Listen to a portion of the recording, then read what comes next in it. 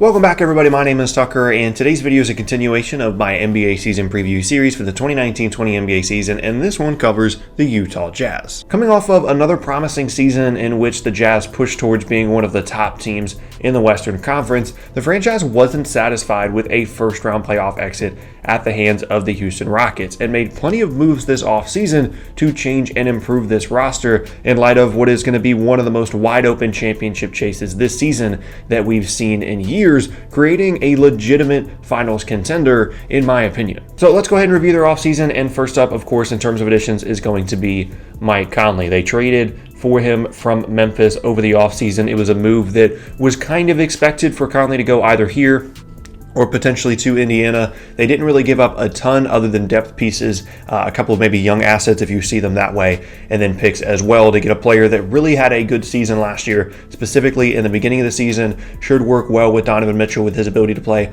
on or off the ball, his ability to shoot. A pretty solid defender still at a relatively advanced age at this point in his career. The only concern I have here about Conley has nothing to do with on the court. I think the fit is going to be great. I think he's going to have a good season. I think that the system in Utah really fits what he wants to do well, and he's certainly an upgrade over Ricky Rubio, who they've had at the point guard position for the last couple of seasons. It's just whether or not he can be on the floor and stay on the floor. I do have slight concerns about some injury issues from him. That's been a bit of an issue for him in recent seasons in Memphis, so that would definitely be a concern for me. But in terms of on the court, this is an awesome addition for the Jazz. Moving on now to a really surprising addition for the Jazz this offseason, and that is Bojan Bogdanovic, who came over from the Indiana Pacers on a big free agency deal. And I talked about this a couple of times during the season, that the Jazz did definitely have some cap space to try and make moves during the free agency period this offseason. But I didn't really pinpoint Bojan Bogdanovic as a guy that they would go after.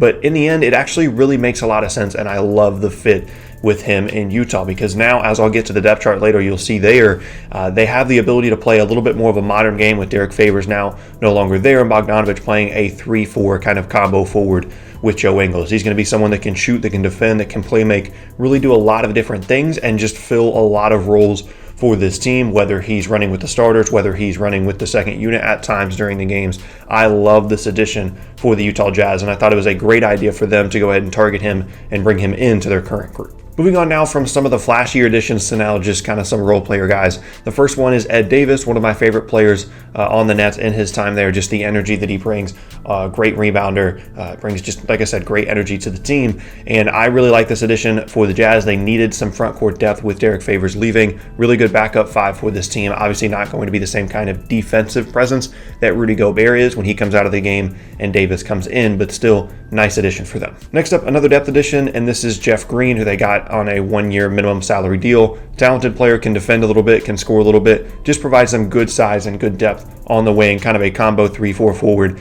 That versatility is nice to have. So again, another nice addition here in wake of the Conley trade, where a lot of their depth did kind of go elsewhere. Bringing in guys like Jeff Green is really critical for this team. And then last up, another depth addition. This one is Emmanuel Mudiay, who came over in free agency from the New York Knicks. Not on a very big deal at all, despite the fact that he did put up pretty good numbers with the Knicks last year, but should be someone that can attack the rim, make plays. Not a great shooter, which could be an issue spacing-wise in some of their second units when he is out there. But again, should be someone that can play, make, get to the rim, and create some offense for them for their second unit. Moving on now to the subtractions category, and there are a couple of significant ones here for the Jazz, but they did a really good job of replacing the players that they lost. First up is Ricky Rubio. It became very clear very early on in the process in free agency that the Jazz were not looking to bring back Ricky Rubio. They wanted to move on, find a different point guard, a better point guard for what they wanted to do and really push to be one of the top teams in the Western Conference. He ended up going to Phoenix in a move that I have talked about in multiple videos. Did not love the salary there. Obviously, they miss Rubio's defense, his playmaking, his occasional shooting, but all of those things, in my opinion, Mike Conley does much better, with the exception of the defense stuff maybe.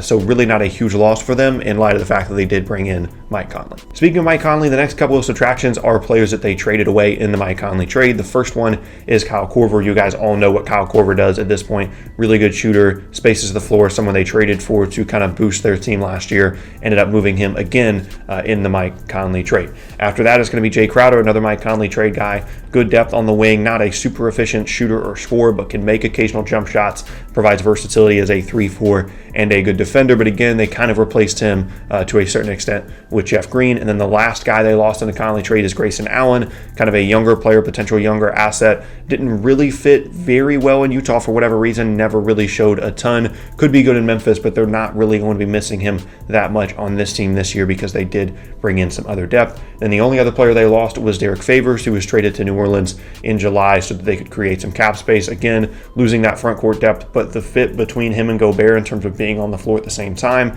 has been an issue for the last couple of seasons, and that is a pairing that they were going away from more and more, especially in the postseason in terms of playing those two guys together. So he was essentially just kind of a semi-starter at the 4, but mostly a backup 5. And like I said, now they have Ed Davis to replace him. Moving on now, let's look at the depth chart. For me, for starters, I have Conley, Mitchell, Ingles, Bogdanovic, and Gobert. Then off the bench, Mudiay, Exum, O'Neal, Green, and Davis. And initially after the Mike Conley trade, I had a lot of concerns with the Utah Jazz in terms of the depth on their roster. And I really liked their first couple of players, and obviously they signed Bogdanovic. So this starting 5 is amazing. It has a ton of versatility. There's so many different ways that they can play their lineup, so many different ways that they can play in terms of who is the primary and the secondary creator. All those top 4 guys can shoot. They can all score. And then obviously you've got Gobert as the defensive anchor, the rim roller, and things like that in the middle. But after the Conley trade, when they traded away guys like Allen and Crowder and Korver, I had no idea where their depth was going to come from, but they did a really nice job finding useful players kind of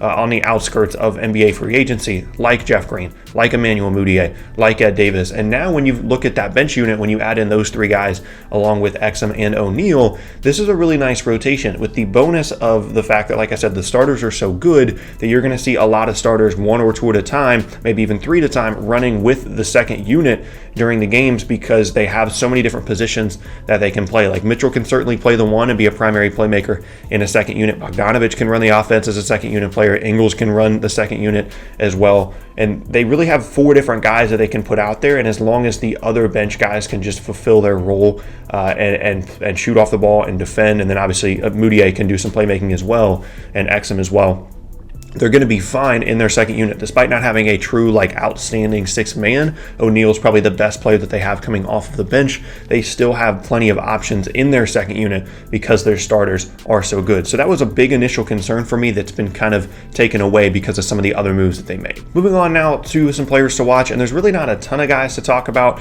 I mean, maybe Royce O'Neal, but you guys kind of already know everything about a lot of the players on this Jazz roster. But I'm going to pick out probably the most obvious one, and that is Dante Exum. His continued to struggle to stay on the floor as well as be productive when he has played since he was drafted in 2014. They continue to try and give him chances, and they really are going to need him this upcoming season to play well and be a good bench player and be a good productive bench player for this team. He still has really good length, can be a good defender, still someone that can shoot it a little bit, can score it a little bit, but they're really not going to ask him to do a ton. They just need him to be productive and to be a positive influence on this team when he's on the floor. And if that doesn't happen this year, I don't really think that it's ever going to happen. Like I said, he was drafted all the way back in 2014, which seems like a long time ago now at this point by NBA standards, and so they're definitely going to need Exum, and hopefully he steps up for them, and I would definitely keep an eye on that because that could be something that could potentially hold this team back. Is their depth issues, like I talked about, potentially if guys like Exum and Mudiay and guys like that aren't providing what they need. They don't really have a ton of other options outside of making some trades, but they've kind of exhausted a lot of their other assets. So keep an eye on Exum. Moving on now to expectations and predictions. In terms of expectations, I think it's realistic looking at this roster for the Jazz to push for a top 4 seed in the Western Conference. Personally, I've got them winning between 54 and 48 games and a legitimate contender to make the NBA Finals. I'm very high on this Jazz team. I really like their combination of players. I think this roster, specifically the starting unit, fits what the NBA is going towards much, much better than the rosters that they've had in the past. I think this is a better playoff roster. I love the Bogdanovic-Ingles combination at the 3-4. Obviously, Mitchell and Conley are going to be very good. My main concern is the potential for Mike Conley to miss a ton of games because of some injury issues that he's had, and that would obviously bring down this team's ceiling. But I really, really believe in this team's ability to push for a top 4 seed in the Western Conference. Wouldn't be surprised at all to see them in the top 4, in the top 3 in the standings, and really push for the finals. They're going to be one of the better defensive teams in that conference. They might get off to a bit of a slow start with some of the newer pieces, and that's typically what they do. But as they push towards the end of the season, this is going to be a dangerous team once we get to the playoffs. I wouldn't pick them to win the championship or anything, and they're not necessarily my pick to make the finals out of the West, but I do think they're a legitimate contender to get there. And that is going to be the end of today's video, and I thank you all very much for watching. Once again, my name is Tucker. If you missed any of my previous videos, then be sure to check out the boxes on screen. Thanks again, and I'll see you all next time.